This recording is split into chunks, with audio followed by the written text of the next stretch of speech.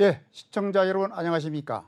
디지털 혁명의 총합 블록체인 경제 전문 방송 NBN 매주 금요일 오후 2시부터 3시까지 1시간 동안 국내외 블록체인과 디지털 자산의 현안에 대해서 시청자들의 궁금증을 속 시원하게 찾아서 풀어드리면서 현실적인 대안을 제시해 드리는 프로그램 블록체인 경제 강성호 인사이트를 진행하고 있는 한국디지털자산사업자연합회 강성호 인사드립니다. 예, 오늘은 가상자산 투자자들이 반드시 알아야 할 가상자산 투자 돌이 되는 세금 과세 꿀팁을 알려드리도록 하겠습니다. 먼저 출연진부터 소개해 드리겠습니다. 한국조세정책학회장으로서 왕성하게 활동 중이신 오문성 한양여대 세무회계학과 교수님 나오셨습니다. 네, 안녕하십니까? 예. 그리고 현재 현업에서 회계사이면서 세무사로 활동하고 계시는 세연 회계법인의 그 서동기 회계사 겸 세무사님 나오셨습니다. 네, 안녕하십니까? 예. 아까 말씀드렸었던 것처럼 오늘의 주제 가상자산 투자자들이 알아두면 돈이 되는 세금 과세 꿀팁 지금부터 진행하겠습니다. 시청자 여러분 기대해도 좋습니다. 시청 강추드립니다. 하나하나 자세하게 속 시원히 점검하겠습니다. 예, 먼저 오문성 교수님, 예. 오 교수님 같은 경우는 뭐 현재 다양한 실제 학생들을 가르치기도 하지만 학회장으로서 뭐 세미나도 많이 나가시고 발표도 많이 하시잖아요. 뭐 저랑도 여러 번 포럼을 하셨죠. 예, 먼저 올해 1월 1일부터 시행하려고 했었던 가상자산 양도세 과세 왜 2025년으로 미뤄졌습니까? 이게 지금 그 이유를 가만히 살펴보면 가상자산 과세 그 자체였던 것보다는 금융투자소득과세가 이제 미뤄지면서 그렇죠. 예, 시장이 이제 전체적으로 안 좋다 보니까 금융투자소득과세를 미루자 이렇게 하다 보니까 이 금융투자소득과세와 비슷한 성격인 가상자산 과세도 같이 미루자 하게 이렇게 된 거죠. 그래서 2025년 1월부터 시행하기로 했습니다. 네, 그러면은 뭐 저도 이게 우리 KD에서 성명도 많이 내고 있지만 금융투자소득 과세가 2년 연기되는 거 연기를 해서 가상자산 양도소득세 과세도 2년 연기가 된 것이죠. 그래서 이어서 두 번째 질문을 드리겠습니다. 그러면 현재 상태에서 개인 투자자들이 봤을 때 가상자산 양도소득세 과세가 이루어진다면 현장에서는 어떤 현상들이 일어날까요? 그래서 우리가 가상자산 그 과세되는 대상자를 우리가 가만히 보면 개인 투자자, 그리고 법인 투자자 있는데요. 법인 투자자는 지금까지 뭐 별 아무 문제 없이 과세할 수 있었고 지금까지는 그렇죠. 지금도 법인세의 성격 때문에 과세할 수 있었고 이제 결국은 개인 투자자의 문제였습니다. 과세 문제가. 그런데 이게 지금 현재 그 가상자산 과세가 2025년 1월로 미뤄진 이유하고도 맥락을 같이 하는데요. 이 지금 그 과세 환경이 아직 미비하다, 좀 크게 보면 법적으로 과세 환경이 미비한데 그 미비한 이유가 보면은 우리가 이제 본래 가상자산 과세라고 하는 게 이루어지는 게 일반적으로 오리지널리는 P2P 개인 대 개인 거래거든요. 그러다 보니까 이 부분에 대해서 이제 지금 현재 그 가상자산 거래소를 통하는 이 거래에 대해서 실은 과세가 먼저 이루어진단 말이죠. 그러면 이제 그 교수님 세 번째 질문을 뭐 이게 같이 이어지는 질문을 드리겠습니다. 그러면 금년도 1월 1일부터 과세하기로 했었던 그 투자자 개인에 대한 양도소득세 과세 2025년도로 연기가 됐는데 그러면 연기되기 전에 제도적으로나 행정적으로 어떤 부분들이 이루어져야 2025년 1월부터는 정상적으로 과세가 될 것인지 그 부분을 좀 하나하나 짚어주시죠. 본래 이제 과세라고 하는 것은 이 경제적 가치가 있다고 하는 것이 입증이 된 상태에서 과세가 되는데 초기에는 그것조차도 흔들리고 있었고 이제 그게 이제 입증이 됐다는 얘기죠. 그래서 이제 과세는 할 수 있는데 다만 지금 이제 말씀드리다 중간에 이제 조금 잘렸는데 이 P2P 거래를 할 수 있는 대상자들이 이제 빠져나가요. 거래소 시장을 과세하다 보면 P2P 시장이라는 그 시장 수요가 당연히 이제 생길 것이고, 그렇죠. 밀려날 수밖에 없는 예, 거죠. 그래서 기술적인 문제로 이제 공급이 반응이 이루어지면 네. 개인들 전자지갑을 통해서 이루어지는 P2P 거래에 대해서 어떻게 가세할 것인가. 네. 한쪽 시장을 완전히 지금 현재 예견할 수 있는데도 불구하고 못하고 있다는 얘기거든요. 네, 예, 예. 그래서 이 부분이 아마 그 국세청 내에서도 P2P 거래에 대해서 가세할 수 있는 현재 지금 기술적인 문제가 완비돼 있나 안 돼 있다는 겁니다, 지금. 그래서 그런 문제들이 있고, 또 하나는 지금 현재 구체적으로 들어가서 우리가 개인 투자자에 있어서는 현재 지금 기타 소득으로 가세하게 돼 있단 그렇죠. 말이죠. 그래서 우리 무형 자산에 대해서 대여 또는 우리가 이제 그 양도의 소득, 네. 이게 기타 소득 돼 있다 보니까 기본 같이 하는- 공제 금액이 그렇습니다. 근데 이제 기본 공제 금액이 이제 지금 금융투자소득 과세 같은 경우는 5천만 원인데 네. 여긴 전체 지금 250만 원이에요. 그래서 이 부분에 대한 형평의 문제도 아직도 갖춰져 있지 않고, 그래서 이 지금 여러 가지 어떤 그 환경 자체가 아직까지는 그 취득원가를 추적할 수 있는 구체적인 어떤 그 상황이 되면은 그것도 상당히 힘든 부분이 있단 말이죠. 그래서 이런 부분들이 전체적으로 이제 완비가 되어야 네. 가세가 이루어질 것 같습니다. 그리고 그 오 교수님 작년도 3구 대선에서 보면 네. 양당 모두 가상자산 양도소득세의 기본 공제를 5천만 원으로 상향한다 예. 공약을 했었죠. 예, 맞습니다. 예. 그리고 그 국민의힘 같은 경우는 선 제도정비 후 과세를 예. 하겠다. 예. 그런 만큼 기대를 해도 될 것 같습니까? 맞습니다. 현재 지금 대통령으로 계시는 우리 윤 대통령께서는 네. 먼저 이제 가세 환경부터 조성하고 그 이후에 가세하자라는 생각을 처음부터 후보 시절부터 가지고 계셨기 때문에 그 부분은 아마 우리 계속 이어질 것 같습니다.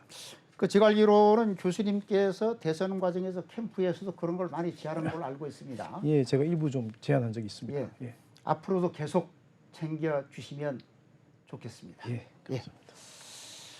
그리고 이어서 강론에 들어가겠습니다. 우리 그 서동기 회계사 겸 최무사님. 네. 예. 개인 투자자들이 납부하는 양도소득세. 그 중에 먼저 그 양도소득세 취득가액 산정 방법 좀 이걸 간략하게 동향부터 알려주시죠. 네.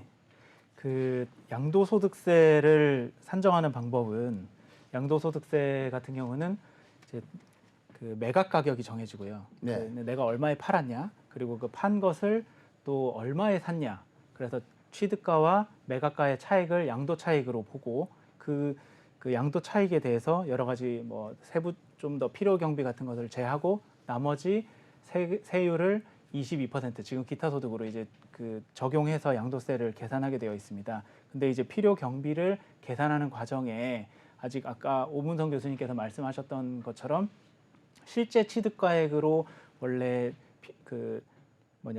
우리의 필요 경비를 갖다가 차감하게 되어 있는데, 그러면은 얼마에 과연 산 것이냐, 그 얼마에 샀다는 것을 뭐 기본적으로는 선입선출법이라는 것을 적용하고 있는데, 선입선출법이라는 개념 자체에서도 사실 그 어려운 부분들이 좀 있습니다. 그러니까 내가 처음 산 거를 처음 팔았다라고 보는데 그거를 과연 실제 세부적으로 따라갈 수 있느냐, 이런 이슈들이 있기 때문에 뭐 이동평균법이라는 좀 더 쉬운 방법을 써야 되는 것 아니냐라는 논의도 되고 있는 상황입니다. 예, 알겠습니다.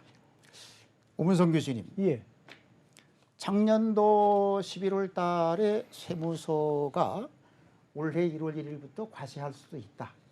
그래서 뭐 갑자기 그 가상자산 양도소득세 취득가액을 어떻게 정할 것이냐. 그래서 뭐 설입선출법, 이동평균법을 제안을 해서 상당히 시끄러웠죠. 예. 이것이 어떻게 정리가 되고 있습니까? 우리 회계적으로는 이제 우리가 원가 흐름에 대한 가정이라고 그래서 똑같은 재고자산이 계속 들어올 때 이 재고자산의 가격이 변동이 되면 어느 가격을 선정을 할 건가에 대한 문제가 있거든요. 그렇죠. 근데 이 문제가 있어서 우리가 일반적으로는 우리가 이제 그 주식 같은 경우에 우리나라 세법에서 FIFO, 다시 말하면 선입선출법, 먼저 들어온 걸 먼저 나가는 네. 것으로 이렇게 계산한 방법을 많이 택했습니다. 근데 실제 이거 아마 구체적으로 계산해 보신 분들은 굉장히 복잡합니다. 선입선출법이 쫓아다니면서 하는 것이.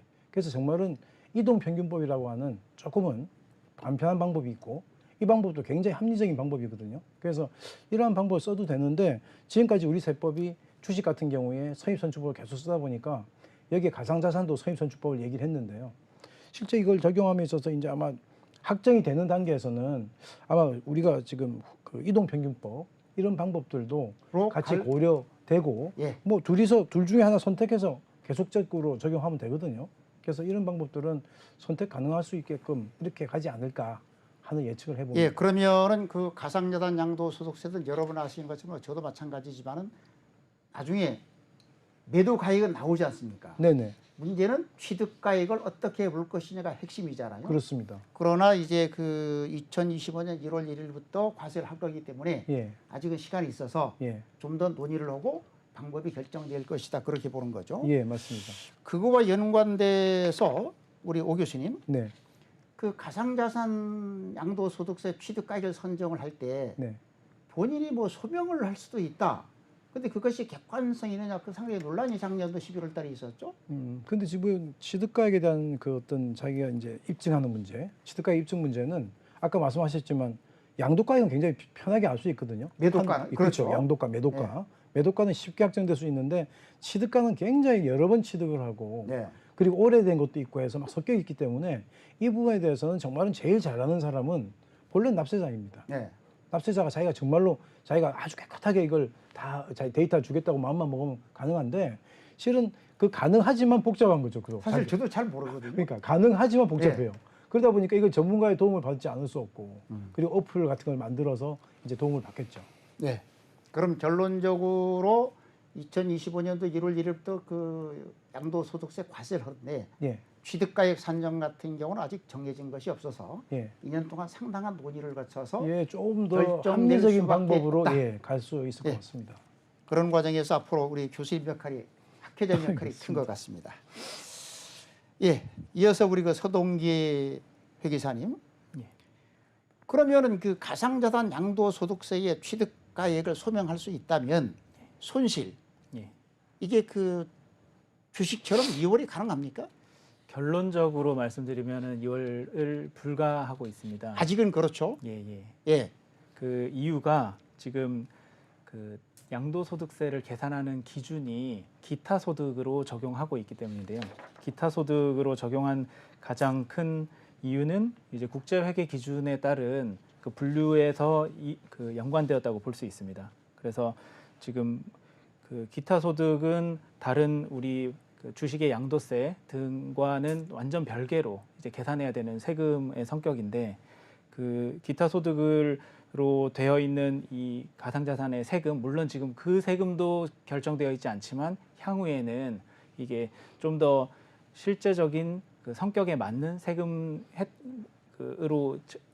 변화된다면 아마 이월과세도 적용을 할 수 있을 것으로는 예상됩니다. 지금 예. 미국이나 예, 알았습니다. 예, 우리 그 오 교수님. 네, 작년도 그 3구 대선 당시에 그 민주당 같은 경우에 네,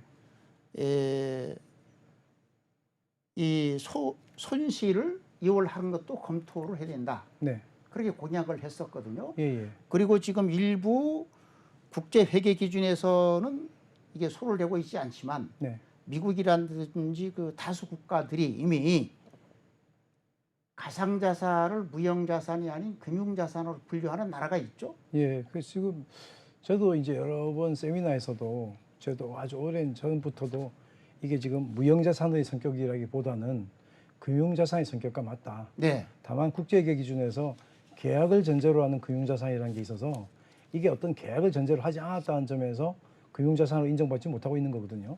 그래서 이 회계 원칙이라고 회계 기준 또는 회계 원칙이라고 하는 것은 시대적으로 어떻게 시간이 변함에 따라서 변화 가능한 거기 때문에 아니 그러니까 제가 그 예. 묻고자 하는 것은 네. 일부 국가가 이미 금융자산으로 인정한 나라들이 좀 있죠. 지금 뭐 예를 들면 뭐 독일이라든지 예, 뭐 예. 예. 그래서 일부가 있는 거로 저는 알고 있고 예, 예, 예. 이게 아마 이제 국제회계 기준도 이렇게 바뀔 거로 봅니다. 그리고 세법상에서 보면 우리나라에서 왜 지금 2월 결손금 2월 공제가 안 되냐면 결손금 기타 소득 가세가 결손금 인정을 본래 안 합니다. 그렇죠. 예, 그러다 보니까 결손금에 대한 전혀 언급이 없어요. 그러다 보니까 안 되는 건데 이게 만약에 금융자산으로 하게 되면 금융투자소득과세의 틀에서 보게 되면 만약에 5년을 우리가 2월 공제한다면 같이 해주면 되는 거죠. 그러니까 이제 정리를 하면 네, 국제회계 기준상 가상자산은 무형자산이다. 무형자산에 대해 소득세법은 기타 소득으로 본다. 예. 기타 무형자산. 소득으로 보게 되면은 손실 부분을 이월을 인정하지 않는 것이 않는다. 기타 소득이죠. 맞습니다. 하지만 그 일부 국가에서는 이미 그 가상자산을 무형자산이 아닌 금융자산으로 보는 나라들이 있고 우리나라도 그런 외국의 사례를 따른다면 금융자산으로 보면서 주식과 같이 그 손실을 이월할 가능성도 있다. 저는 그렇게 갈 거라고 봅니다. 갈 거라고 봅니다. 예, 저는 고맙습니다. 확실합니다. 우리 보다 더 계속 같이 노력을 해서 기타 무형자산이 아닌 금융자산으로 회계 처리가 바뀌기를 예, 예. 기대를 하겠습니다. 예, 예. 이어서 우리 그 서동기 회계사님, 네.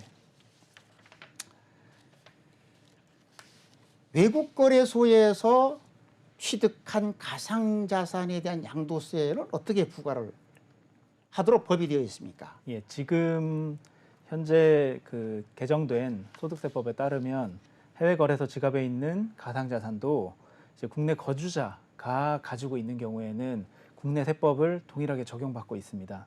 다만 이제 국내 거래소의 그 시세들은 국세청이 모두 다 취합이 가능하지만 이제 해외 거래소에 있는 그 거기서 거래됐던 그 가상자산들에 대해서는 국세청이 그 취득가액 등을 확인하기 어렵기 때문에 그 양도 그 의무가 있는 그 세법의 신고 의무가 있는 당사자가 당사자가 그 취득가액을 갖다가 소명해야 하는 그런 그 상황입니다. 네. 그러면은 당사자가 소명하는 부분에 대해서 세무당국은 어떻게 그걸 검증을 합니까? 뭐 아직까지는 실무례가 쌓여 있지는 않지만 예를 들면 그 국내 원화 마켓에서 거래되지 않은 가상자산의 경우는 비트코인 몇 비트와 어떤 A 가상자산이 바뀌는 상황이 됩니다. 네. 그러면 A 비트의 국내 시세는 확인할 수 있을 것이고, 그렇죠. 네, 그러면 그 비트 시세와를 적용했을 때의 취득가액을 소명하는 것이 가장 논란을 적게 만들 수 있는 방법입니다. 그러니까 네. 이게 그때 당시에 내가 취득한 A 코인인 경우에 예, 며칠자 내가 그 취득을 했는데 예, 그때 당시 국내 거래소에 비트코인은 얼마였다. 예. 그런 형태로 소명을 하면 좋다 그런 예, 뜻이죠. 맞습니다. 예. 아주 의미 있는 내용이 되겠습니다. 그리고 우리 그 서동기 회계사님 계속 이어서 예, 그 디파이, 예, 스테이킹 여기서 얻어진 그 가상자산에 대한 그 세금, 예. 그 양도소득세는 어떻게 부과가 되도록 현재 규정이 되어 있습니까? 예, 그러니까 소위 디파이 또는 스테이킹을 그 과세 당국도 검토를 안 한 것은 아닌 것으로 보입니다. 충분히 고려하고 고민했던 것으로 보이는 게 그 저희 소득세법 개정안에 따르면 양도 또는 대여하여 그 취득한 이익, 손실 등을 언급하고 있고 그 이익을 소득금의 기타 소득으로 똑같이 적용해서 그 신고를 하도록 가상자산 소득으로 신고하도록 그렇게 현재는 그 규정이 되어 있습니다. 다만 디파이와 스테이킹을 통해서 얻은 소득이 소위 A 자산을 스테이킹하고 B 코인을 얻었을 때 예. B가 상장되어 있지 않은 경우는 B의 시가를 정확하게 알 수 없습니다. 네. 그래서 지금 그런 경우가 좀 시장에서 아직까지 명확하게 정립되어 있지 않으나 그런 경우는 취득가가 0으로 보고 나중에 양도세 안에서 다시 과세가 되기 때문에 그 취득 당시에는 시가가 없는 상태로 그 소득 신고를 할 수 없는 것으로 볼 수 있을 것 같습니다. 네. 이 또한 어쨌든 앞으로 그 2025년 1월 1일부터 과세하기 위한 예. 법 과정이라고 제도 정비 과정에서 정리가 되겠네요. 예, 맞습니다. 예. 그리고 이어서 계속적으로 우리 그 서동기 우리 회계사님께 질문을 던지겠습니다. 가상자산으로 이게 근로자들이 봉급, 예. 보수를 받을 수 있느냐? 그 가상자산 봉급을 받았을 때 어떻게 세금을 어떤 명목으로 납부를 하도록 현재 법이 되어 있습니까? 예.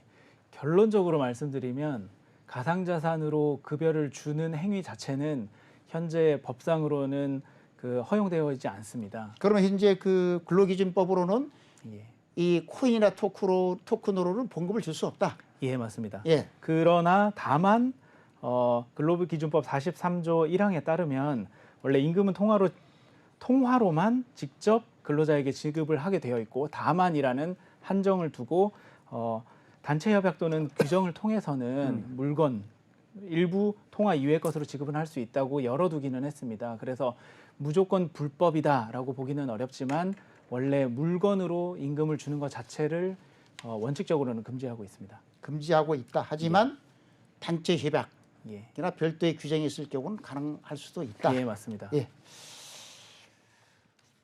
참 저도 생소한 내용들을 오랜만에 공부를 하게 됩니다. 예, 예, 서동기 회계사는 역시 전문가여서 자꾸 질문을 던지네요. 예, 개인 사업자가 사업을 하는 과정에서 그 사업에 예, 대가로 그 코인이나 토큰을 받았을 때 예.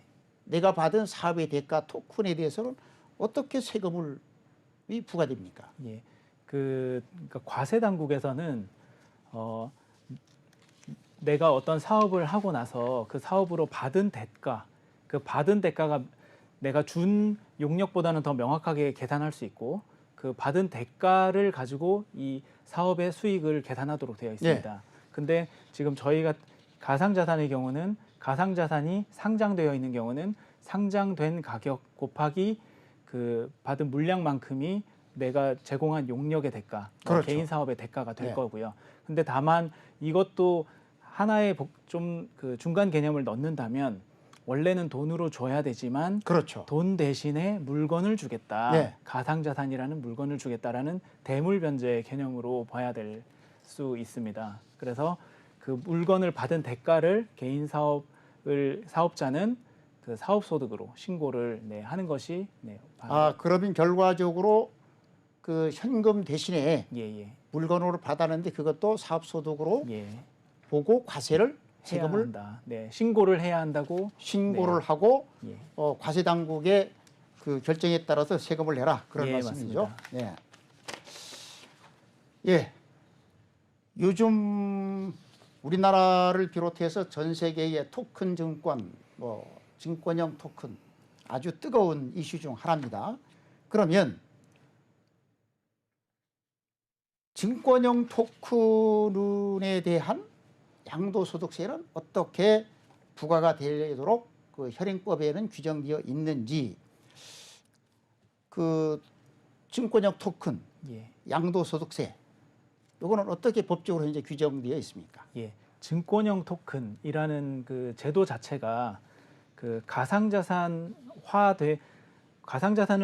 세금을 적용하겠다는 얘기가 아니라 토큰형 증권. 이게 증권에다가 네. 세금을 부과하는 거잖아요. 예, 맞습니다. 그래서 증권의 세제를 그대로 적용하겠다라고 아. 저는 그 적용이 될 것으로 예상이 됩니다. 그래서 STO 자체가 토큰 증권이기 때문에 현재 그 증권의 규제를 그대로 받을 것이고, 그러면 이 STO가 거래되는 거에 따른 소득 자체도 그 우리나라 지금 금융 투자 소득에 대한 과세제도 그대로를 적용받는 것으로 볼 수 있습니다. 그러면 현재 지금 금융 투자 소득에 대해서 발생하는 이익은 이제 과세 표준 3억 원 이하일 경우는 20%, 3억 원 초과일 경우는 25%를 적용하고 있습니다.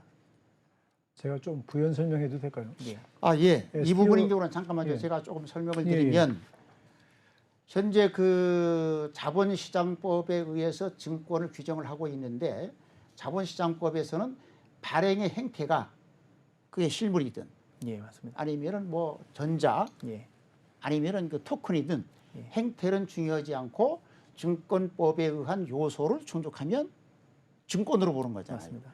따라서 우리 서동기 회계사님께서는 가상자산법에 의해서 규제받는 것이 아니고 예. 자본시장법에서 규제를 받고 있기 때문에 예. 이것은 당연히 금융투자소득세로 과세를 할 것이다. 네, 맞습니다. 그렇게 보는 것이죠. 네. 이 부분에서 우리 오 교수님. 예, 좀 STO를 좀 쉽게 설명드리면 지금 우리가 이제 지금까지 발행했던 주권 같은 경우 이런 경우는 통일규격 유가증권이라고 해서 우리가 예전에 그 돈 찍는 데서 같이 찍었거든요, 그걸. 근데 STO라고 그러면 이게 토큰으로 찍기 때문에 이제 블록체인 기술이 가미돼 가지고 우리가 주식 통일규약 유가증권을 찍던 거를 우리가 블록체인 기술을 이용한 토큰으로 찍어야 되는 거니까. 행태만 그렇죠. 모양만 그러니까 토큰이 통일하기 되는 거죠. 때문에 이 부분에 대한 가세는 실은 뭐 다른 증권하고 다를 게 없다. 네, 그래서 우리가 쉽게 말하면 이제 우리 주식회사 만들면 우리 주식 발행하잖아요. 그렇죠. 제가 볼 땐 이거 조만간 STO로 발행합니다. 네, STO 발행한다. 여러분들께서 상당히 그 의미 있는 얘기입니다만 아까 말씀드린 것처럼 자본시장법에 보면 발행의 행태 모양이 종이가 되든 전자가 되든 네. 토큰이든 관계없이 그거는 증권법 요소만 충족을 하면 증권으로 보는 거기 때문에 금융투자소득세로 그 STO는 과세가 된다 하는 정리가 된 겁니다. 그리고 이어서 우리 그 서동기 회계사님, 예, 상장 전에 토큰을 거래할 경우 양도소득세, 뭐 다시 말하면 이게 그 주식 같으면 비상장 주식이라고 할까요? 맞습니다. 그럼 상장 전 가상자산 그 토큰을 거래할 경우 양도소득세는 어떻게 부과가 될 것 같습니까? 예, 그 사실 지금 이번에 소득세법 개정안에는 상장과 상장이 되지 않은 것을 구분하고 있지 않습니다. 다만 상장이 되어 있는 경우에는 그 시가를 그렇죠. 예, 국세청이 명확하게 알 수 있고 그 시가에 따른 그 모니터링을 하고 취득가도 인정해주겠다라고 보고 있지만 이렇게 상장이 되어 있지 않은 토큰의 경우는 아까 전에 말씀드렸던 것처럼 디파이를 통해서 처음에 무상에 그러니까 지금 시가가 없는 코인을 받았는데 이걸 나중에 양도를 하면서 양도에 따른 소득이 발생한 이런 경우에는 취득가와 그러니까 매도 가격을 다, 네?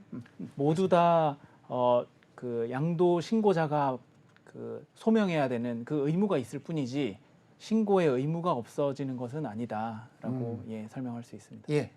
이것도 쉽게 말씀드리면은 뭐 그 비상장 주식을 하는 것처럼 맞습니다. 유사하게 예, 세금이 부과될 것이다. 네, 고 보는 맞습니다. 것이죠. 네, 예, 지금까지는 그 개인 투자자들에 대한 과세, 양도소득세 부분을 중점적으로 점검을 해봤습니다.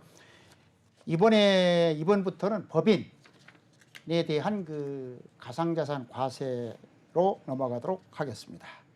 법인이 가상자산을 갖고 있다가 오르고 내리고 등락을 통해서 발생하는 평가 이익이나 손실이 발생을 했을 경우에 해당된 이익이나 손실을 재무제표에는 어떻게 반영을 해야 되느냐. 이 경우 세 가지로 봅니다.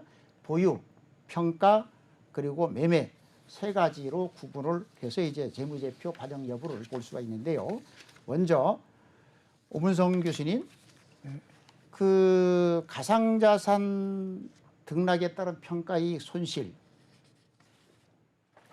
먼저 보유에 관련해서는 평가이익과 손실에 대해서 재무제표에 어떻게 반영을 하도록 현재 되어 있습니까? 그러니까 이제 우리가 가상자산을 이제 자산으로 본다는 전제하에서는 우리가 이제 회계 기준에서 이제 벗어나고 있는 그렇죠. 이런 기준들을 적용할 수 있는 거죠. 그래서 아까도 이제 말씀하셨지만 이게 이제 재고자산이냐 무형자산이냐 하는 문제.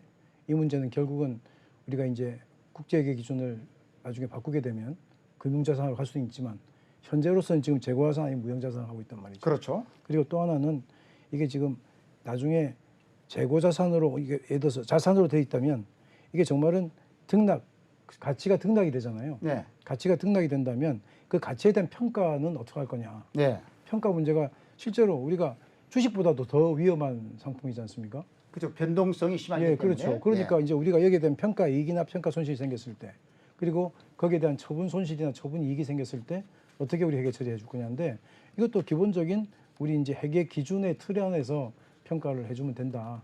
예, 그리고 그러면은 예, 그 구체적인 사례로 보면 네. 뭐 그 업비트나 빗썸의 사례가 좀 있는데 이걸 좀 간략하게 좀 짚어주시죠. 제가 이제 업빗이나 빗썸은 이제 전문적인 거래소니까요. 그렇죠. 거래소니까 네. 자기들이 만약에 그 코인을 자기들이 그 팔려고 하는 의도로 들고 있을 수도 있고 위탁받은 구자도 있을 수 있고 자기들이 정말은 우리가 증권회사가 말하면 상품 유가증권처럼 들고 있을 수 있거든요. 그럼 상품 유가증권 같은 경우는 재고자산입니다. 이게 재고자산 같은 경우는 자기들이 실제 팔아가지고 처분 이익이 생기거나 손실이 생기게 되면 거기에 대해서 이제 계상을 할 거고요. 그리고 지금 다른 것들은 그 지금 아까 말씀하신 미국 같은 경우에 현재 이 어떤 그 금융자산으로 가려고 하는 그런 어떤 경향은 지금 보이고 있는 것 같습니다. 예. 가장 어려운 부분이 국제 회계 기준에서는 아직까지 가상자산을 재고자산 또는 무형자산으로까지만 분류하고 금융자산으로 분류하고 있지 않은 데 따른 후속적으로 여러 가지 문제가 발생하고 있는 부분을 짚어드리고 있습니다. 이어서 우리 그 서동기 우리 계속해서 우리 그 오문성 교수님 아까 잠깐 말씀하신 중간에 잘렸는데 현재 그 미국 회계 당국에서가 보면 예. 국제 회계 기준과 다르게 국제 회계 기준에서는 가상자산을 재고자산 또는 무형자산으로만 분류하고 있지만 미국 회계 당국 같은 경우는 지금 일반 회계 기준과 유사하게 기준을 변경하고 있다고 지금 언론에도 소개되고 있거든요. 예, 예. 이 부분을 좀 짚어주시죠. 그래서 지금 우리가 IFRS라고 하는 국제회계 기준이 정말은 글로벌리 이제 스탠다디제이션 되는 그렇죠. 이런 어떤 기준으로 네. 되기 전에는 크게 보면 하나의 국제 그 기준 자체를 이게 점령하고 있던 두 개의 지역이 있었습니다. 하나가 US 갭이었고 네. 하나가 유럽 쪽이거든요. 네. 근데 유럽 쪽에 있던 것이 이제 IFRS로 이제 더 굳어진 거예요. 네. 그러다 보니까 미국 같은 경우는 이 IFRS를 도입한 시기도 굉장히 늦었습니다. 네. 솔직히 말하면. 그리고 자기들 자체적인 기준을 이렇게 설정하려고 하는 그런 움직임이 항상 있어요. 그래서 보면 현재도 IFRS로만 보게 되면 이러한 자산이 금융자산으로 분류되기 위한 그 어떤 그 허들을 넘지 못합니다. 왜냐하면 계약을 전제로 한다는 뜻이 있거든요. 그래서 이건 계약이 없다 해가지고 안 되는데 지금 현재 이 성격으로 볼 때는 금융자산으로 가는 것이 어찌 보면 더 적합하기 때문에 미국에서 현재 지금 국제회계 기준이 규정하고 있음에도 불구하고 자기 나름대로의 어떤 방향성을 정하고 있는 것 같습니다. 네. 그 지금 현재 그 국제 회계 기준과 다르게 제가 알기로는요. 네. 뭐 최근에 언론에서도 많이 거론이 됐지만 미국 회계 당국 같은 경우에는 국제 회계 기준에 정하고 있는 가상자산에 대한 재고자산, 무형자산을 넘어서 금융자산으로까지 개정하겠다고 하는 그 구체적인 대안들이 나오고 있다는 부분을 말씀을 드리고 이런 부분이 정리가 되면 한 번 더 짚어드리도록 하겠습니다. 그리고 이어서 우리 그 서동기 회계사님, 네. 예, 법인이 갖고 있는 가상자산 등락에 의해서 평가 손익이 발생하잖아요. 그러면 평가나 처분을 할 경우에 재무제표는 어떻게 반영을 할 수가 있습니까? 예, 그 지금 그래도 외부 감사를 받고 있고 공시를 하고 있는 그 가상자산과 관련된 사업자가 그 거래소가 거의 대부분을 차지하고 있기 때문에 거래소에 그 재무제표를 어떻게 반영하고 있고 그걸 이제 정보를 어떻게 제공하고 있는지에 대해서 좀 간략하게 설명을 드리면 그 가상자산을 법인 거래소가 가지고 있는 경우는 대부분은 다 수수료를 받았기 때문입니다. 그렇죠. 네. 그래서 수수료를 받아서 가지고 있는데 근데 그 가지고 있는 자산을 처음 수수료로 받았을 때의 가격이 있고 그다음에 가지고 있으면서 계속 등락을 하기 때문에 평가로 인해서 또 그 하여튼 전체 오르고 금액이 내리고 올라갔다가 내려갔다가 네, 하다 이렇게 보면 되거든요. 평가 손익이 발생하잖아요. 맞습니다. 예. 네, 그래서 그 아까 오문성 교수님 말씀하신 것처럼 이게 재고자산이나 무형자산이었다면 원래는 평가를 하지 않아야 되는 게 원칙이나 네. 이 등락에 따라서의 그 경제적 가치가 너무나 크게 차이가 나기 때문에 이 평가 손익도 재무제표에 반영을 지금 현재는 하고 있는 하고 있다. 상황이지만 예. 영업 이익으로 볼 거냐 영업 외로 볼 거냐를 구분하여 내가 수수료를 받은 금액은 영업으로 보고요. 그러네요. 그건 영업에서 얻어진 예, 실제 수수료 수익의 수익이니까. 예, 예. 그리고 근데 가지고 있으면서 이 등락을 하면서 이 손실이 나거나 이익이 나는 부분은 그와 별개로 부구분하여 영업 외로 표현하는 것이 더 정확한 정보를 제공하는 방법으로 지금 현재는 표현하고 있습니다. 예, 알겠습니다. 네. 그러면 거래소가 수수료로 벌어들인 코인인 경우는 예, 등락이 결과를 가지고 영업 수익 예, 예, 그리고 당초부터 갖고 있었던 것은 영업배 수익으로 예, 재무제표에 반영을 한다. 예, 그렇게 하고 있다는 예, 뜻이죠. 맞습니다. 그리고 또 우리 그 회계사님 같은 경우는 실제 회계감사를 다니시잖아요. 예, 맞습니다. 다시 말씀드리면 한국공인회계사회에서 정한 가이드라인을 가지고 지금 회계 감사를 하시잖아요. 예, 맞습니다. 예. 그리고 우리 전문가이신 우리 서 회계사님, 법인이 아까 비슷한 얘기가 되는데 법인이 토크를 갖고 있다가 등락을 통해서 생긴 평가 손익. 예. 그럼 이게 세법으로는 어떻게 정리가 됩니까? 예, 세법에서는 기본적으로는 취득가를 원칙으로 하고 있습니다. 그래서 중간에 평가를 통해서 돈을 번 것 같기도 하고 떨어져서 돈을 잃은 것 같기도 하지만 실제 매각 처분을 통해서 얻은 이익만 취득가와 매각 이익의 차익만을 세법에서 규정하고 있기 때문에 그러면 예, 당초 얼마에 취득을 했니? 예, 그리고 얼마에 팔았니? 예, 예. 그 차액만 가지고 세금을 과세한다. 그런 예, 말씀이네요. 그리고 추가적으로 우리 서 회계사님, 예, 여기 보면은 입금 산입 대상 평가 이익과 손급 예. 산입 대상 평가 손실 규정이 또 있네요. 예, 좀 전문적이긴 하지만 예. 좀 간략하게 짚고 넘어가시죠. 예, 그래서 아까 설명드렸던 거와 이제 연장선상에 있는 네, 개념인데요.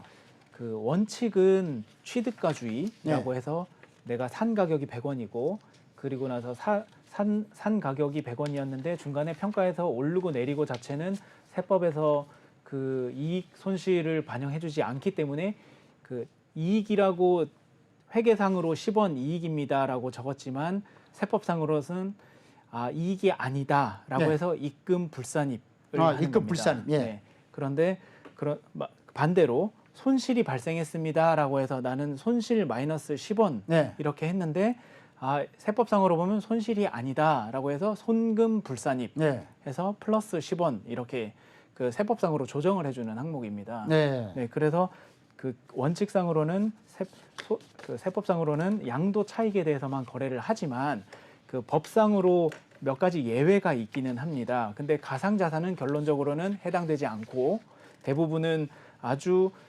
평가 손익이 바로 직접적으로 세법에서 봤을 때도 이익이다, 손실이다 할 수 있을 만한 항목들만 투자 자산을 평가 이익과 평가 손실을 법인세에서도 인정하고 있다. 이렇게 보시면 될 것 같습니다. 네. 네. 그리고 서 회계사님 계속해서 전문가에게 질문을 던져야 되겠습니다. 예.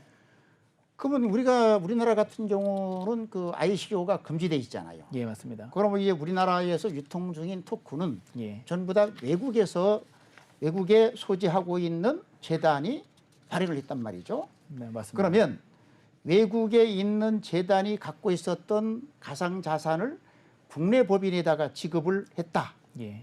그럼 국내 법인에서는 이걸 회계 처리를 어떻게 할 수 있습니까? 명목이 무엇이냐에 따라서 좀 구분해서 볼 수 있는데요. 예, 먼저 여기 보면은 가장 큰 게 접대비하고 광고 선전비, 예. 이게 항목이 두 가지로 처리가 되고 있다면서요? 예. 예. 그럼 이제 접대비로는 어떻게 회계 처리가 되고 있는지 접대비부터 짚고 넘어가시죠. 예. 그러니까 접대비와 광고 선전비, 접대비와 광고 선전비를 크게 나눌 수 있는 기준 중에 하나는 이게 내가 지급하는 상대방이 업무와 관련이 있느냐 없느냐 핵심적으로. 네, 예. 구분을 해서 업무에 관련이 있는데 지급하면 접대비, 예. 그렇지 않으면 뭐 광고 선전비 또는 뭐 다른 비용으로 볼 수 있고요. 접대비를 구분하는 가장 큰 효과는 어디서 발생하느냐면 비용 처리를 해줄 수 있느냐 없느냐로 구분할 수 세법상 있습니다. 네. 비용 처리가 가능하냐 안 되냐 그런 거죠. 예. 그래서 해외 재단이 국내에 법인에 지급할 때의 해외 재단 입장에서의 지금 접대비 비용 처리의 유무가 구분이 되어 있고요. 네. 네, 그래서 지금은 대부분은 국내 사업자들은 용역비의 형태로 사실 지금 받아오고 있는 상태입니다. 가상자산을. 그럼 용역비를 접대비 항목으로 본다는 것이죠. 그래서 용역비는 그래서 이게 접대비 항목에 적용되지 않도록 노력을 해야 되는 거죠. 그런 규정들을 접대비 항목에 규정되지 않도록. 네. 네. 그리고 접대비에 구분의 기준이 있지 않습니까? 예를 들어서 뭐 그 비용 한도가 있다든지. 예. 그래서 아까 말씀드린 것처럼 접대비로 적용이 되는 부분의 항목들은 그 법에 규정한 접대비 관련 규정에 따라서 한도액을 계산하고 있고 그 한도를 넘어가는 금액만큼은 비용 처리를 인정받지 못하기 때문에 대부분의 기업들, 일반적인 기업들도 접대비 처리가 되는 항목들은 최소한으로 줄이고 그 나머지 뭐 광고 선전비 등의 항목들을 뭐 적용받을 수 있도록 규정을 만들고 있는 상황입니다. 예. 그리고 그 이어서 우리 서 회계사님, 그 해외 재단이 갖고 있 해외 재단에서 국내 제사 그 법인에다가 토큰을 지급할 때 국내 법인이 받은 토큰에 대해서 회계 처리를 할 때 그 다른 비용과의 차이점, 뭐 기부분과의 차이점이라든지 이런 부분을 또 그 구체적으로 하나 짚어주시죠. 예. 그러니까 업무와 관련이 있을 경우는 아까 접대비의 그렇죠. 처리가 될 수 있지만 업무와 관련 없이 그러니까 무관한 서로의 상대방인데 어떤 가상자산을 줬다 무상으로 이런 경우에 이제 기부금 처리가 될 가능성이 있습니다. 그러니까 그게 전혀 관련이 없는 법인과 법인 간에 넘겨졌다 그것은 기부금 처리로 볼 수 있다는 거죠. 그래서 기부금 처리로 이제 본다. 근데 기부금 처리 자체도 기부금의 기준에 따라서 송금을 산입할 수 있는 기준이 있고 없는 기준이 있으며, 근데 그 비용들을 그 받는 사람, 우리 국내 법인 입장에서는 그러니까 그 무상으로 받아오는 경우에는 저가로 취득을 하는 셈이 되거든요. 그렇죠. 네, 저가로 가져오는 셈이 되는데 저가로 받아오는 것 자체로는 세제의 이슈가 생기지 않습니다. 근데 고가로 받아오는 경우에는 이제 세금의 소위 말하는 과다 계상. 맞습니다. 예. 네네네. 그런 이제 이슈가 생길 수는 있고, 근데 저가로 받아오는 경우에는 그 해외 법인을 통해서 받아오는 것 자체로는 그 문제가 되지는 않고, 그게 이제 향후에 뭐 발행이나 아까 그런 비용의 지급이나 이런 부분으로 갔을 때에 이제 비용 처리를 어떻게 하느냐에 대한 부분을 좀 더 면밀하게 사실 계산해야 하는 상황입니다. 그리고 회계사님 그 지속적으로 그 가상 아까 말씀드린 것처럼 우리나라는 ICO를 금지하다 보니까 발행한 외국 법인이 그 뭐 유통이라든지 그런 용도로 국내에 설립된 국내 법인에다 토크를 넘겼을 때 다시 말씀드리면 마케팅이라든지 유지관리 비용으로 발행한 외국 법인이 국내 법인에다가 토크를 유지관리용으로 넘겼을 때 그럼 이때는 회계 처리와 법인세 처리는 어떻게 됩니까? 그러니까 가상자산이 해외 거래소라도 상장이 되어 있느냐 안 되어 있느냐에 따라서 구분해 볼 수 있고요. 해외 거래소라도 상장이 되어 있는 경우는 사실 시가가 있다고 볼 수 있습니다. 물론 금방 그 원가를 확인할 수 있다 그 말이잖아요. 물론 그 해외 거래소에서의 유통량이 매우 적고, 그리고 그 가격을 만약에 매물이 많아질 경우는 급락할 수 있긴 하지만 현재로서는 시가가 확인할 수 있는 서류가 가상자산 해외 거래소에서의 시가로 볼 수 있고요. 그 가격으로 이제 그 수익을 잡아야 하는 것이 일단 그 제일 기본적인 원칙이 될 것으로 보입니다. 네. 그리고 이어서 그 외국 거래소에 상장된 가상자산을 특수 관계자끼리 거래를 한다. 이때는 그 거래 가격을 어떻게 산정을 합니까? 그래서 해외 거래소에서라도 실제 시가로 거래가 됐다. 제3자 간에 이 경우에는 그걸 시가로 볼 수 있지만 특수 관계자 간의 거래다. 바로 그렇습니다. 특수 관계자 간의 거래는 사실 그 가격을 시가로 보기는 어렵습니다. 그래서 특수 관계자 간의 거래에서 만약에 원래 시가 100원에 예상되는 추정되는 금액을 뭐 30원에 거래했다. 이러면은 70원에 대한 이익을 그 한 당사자한테 몰아준 거거든요. 그렇죠. 그래서 그거는 이제 부당행위 계산 부인이라는 그런 항목으로 이거는 원래 100원짜리 거래였는데 70원은 다시 준 거다. 그렇죠. 소위 말하면은 100원짜리를 30원에 줬기 때문에 70원만큼은 이익을 준 거다. 맞습니다. 증여의 그 항목으로 다시 과세를 그 적용해야 하는 사항입니다. 이 부분인 경우는 뭐 일반적인 개념은 아닙니다만은 상식적으로 알아둘 필요가 있겠다는 것이고요. 끝으로 이 채굴, 가상자산 채굴 사업자 같은 경우에 채굴 투자와 관련된 투자금의 부가세, 예.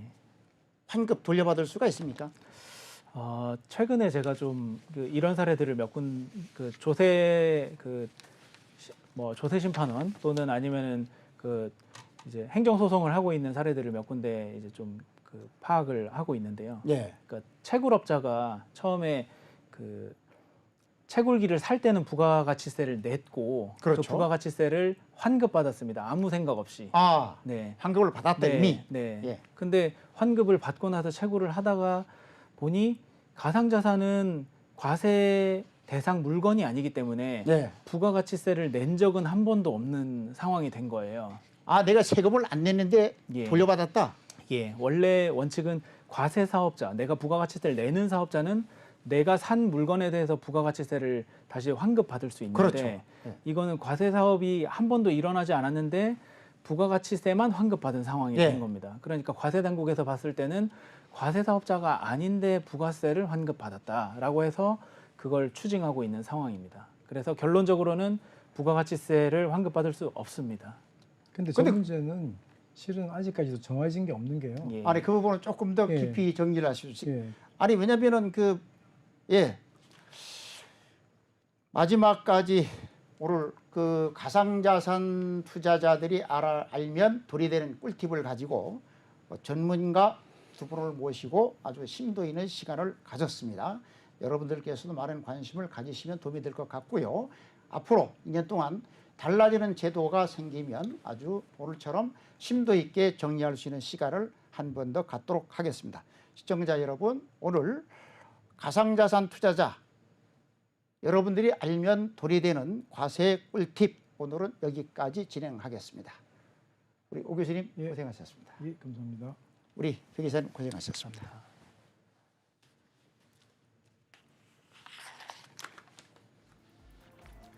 예, 최근에 가상자산 코인이나 토큰에 대해서 봄이왔다는 의견들이 많습니다.